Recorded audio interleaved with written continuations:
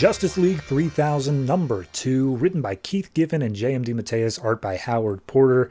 So last issue was just kind of the introduction of what is the Justice League 3000. They're all resurrected member of the Justice League, but they kind of had to fill in the gaps of their DNA with like folklore and what people thought of them back in the day.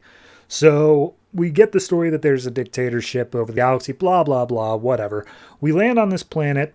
Right on the fringes of the galaxy, a ship lands and immediately sets up a interstellar portal, which the Justice League immediately pops through and says, Jesus Christ, this place sucks. It's a dump. Why did we land here?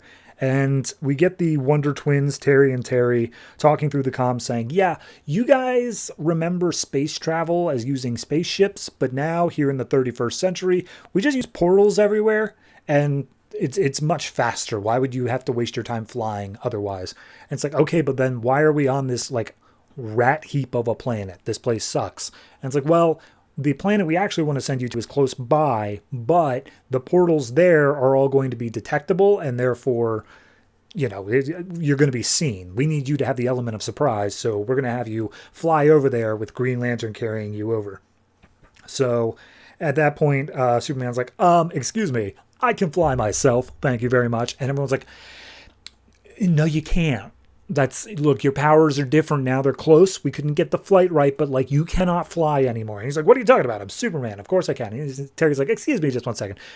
Goes to press mute and is like, hey, brother, they're idiots. They are brain-damaged children in superhuman bodies, and they are going to ruin everything. But it turns out Terry didn't hit mute, and the Justice League hears all this, and it's just like, wow, thanks, man. Super cool of you.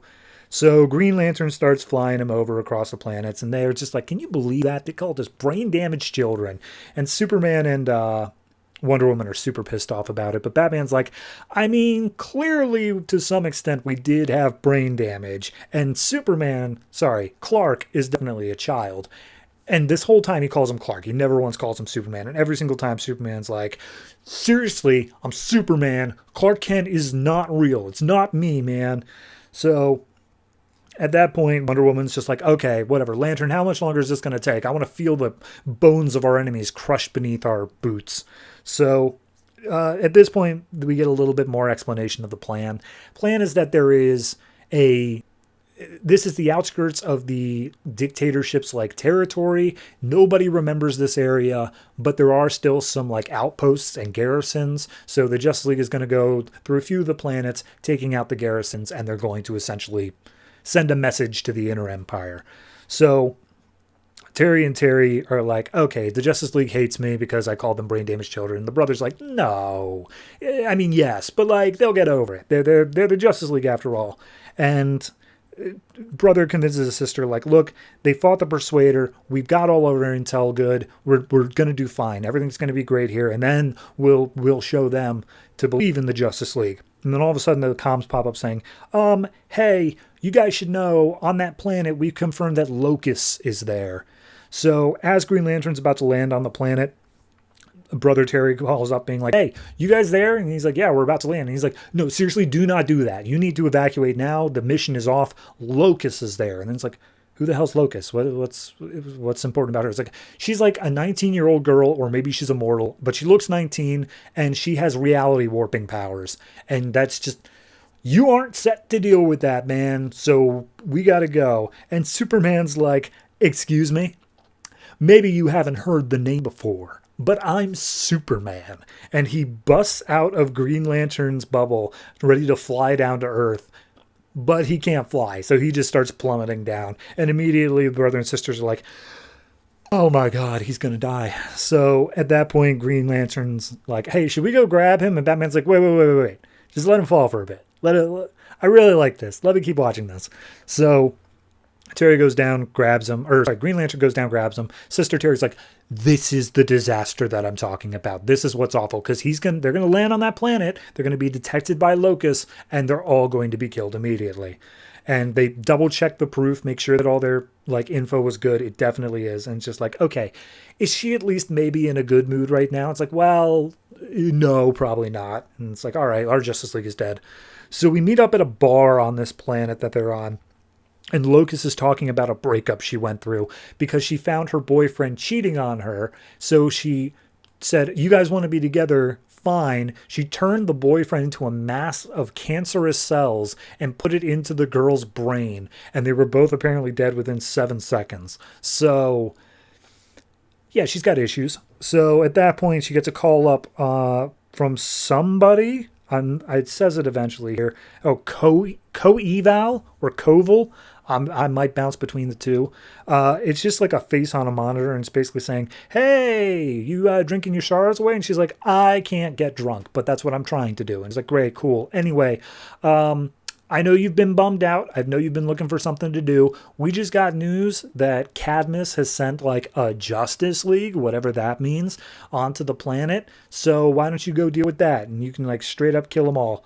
And she's like, "Oh, okay, sweet, awesome." But like, why are you telling us? It's like, because I know you've been bummed. Go ahead, have fun. So at this point, they've all landed. Clark and Batman are like getting into a fight about it again because he's just like, "Now say thank you to Green Lantern for saving your life." And he's like, "I didn't need saving. I'm Superman. I can fly. I'm invulnerable." So Flash is currently listening to the information about the Five, which are the dictatorship that rule everything. And he's like, "Yeah, no, they sound like they're like god level threats. One of them just turned off all the technology in like the known universe, like on a whim. That's something, can we even take that on?" And Diana's like, "Hey, even gods can be killed. Trust me. I know." And Flash is like, "All right, well, I'm going to go take a look at those garrisons that we were supposed to come here to fight, see if we can get any more info on that." So he runs off. And as soon as he's gone, Locust shows up. She just like is there. And she immediately is like, "Hey, Green Lantern, you're looking fine today." And he's like, "What?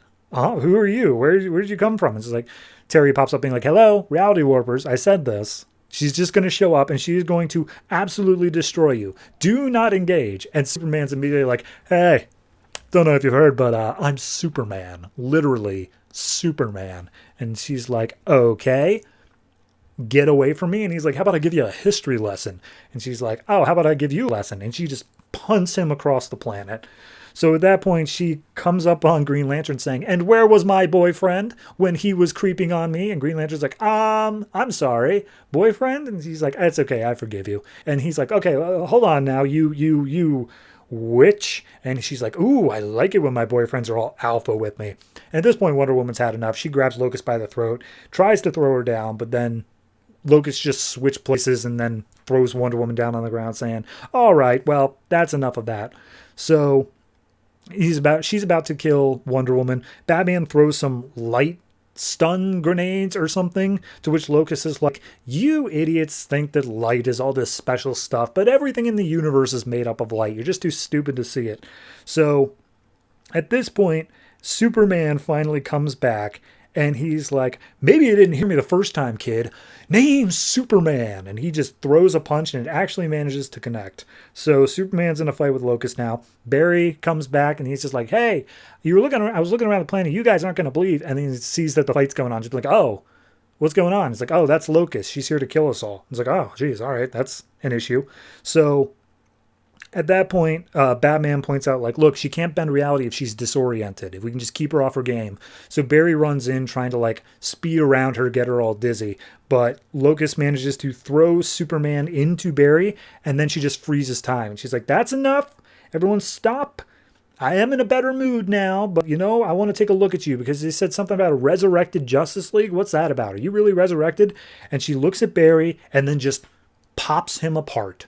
You just see all of his skin and bone and muscle and guts just completely separate. And she's like, "No, it doesn't look like you're anything special. Looks like you're just a normal person. That's lame. You're probably not even like real resurrection. You're probably like something stupid or like a lie." Meanwhile, Terry in the room are seeing Barry be torn apart. And the other's like, "Oh my God, the Flash is dead." Like, the Flash is just absolutely killed. That's awful.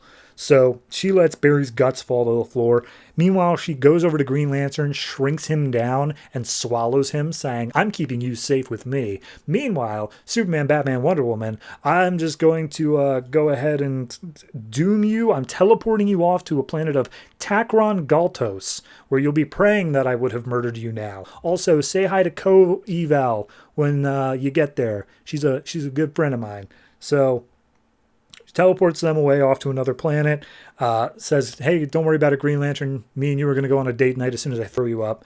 And as Terry and Terry are sitting there licking their wounds in the main building, they get a notice from the intel officer that says, hey, turns out that the garrisons that we were coming here to destroy were already destroyed 3 years ago. We had bad intel. Co-Eval set us up for all of this to happen from the beginning. And that's the issue. Everything is now awful, and Barry Allen is dead. I kind of like it. I'm not going to lie. The first issue was way too much exposition. It was way too much of here's how all these people don't get along and ragga fragga blagga. But this one, it's just a story. We're just getting off to it. We're dealing with the fact that these characters are all terrible in their own ways. I don't know. I'm kind of down for it. I kind of like it. It's creative at the very least. It's something that I'm not seeing across anything else in the DCU. It's just a breath of fresh air, if I'm being honest. It's something that I didn't really expect to enjoy that much, but it does have its humorous moments. So overall, I'm going to say probably a 7. Just straight up, it's a fine issue, doing well, looking forward to the next one.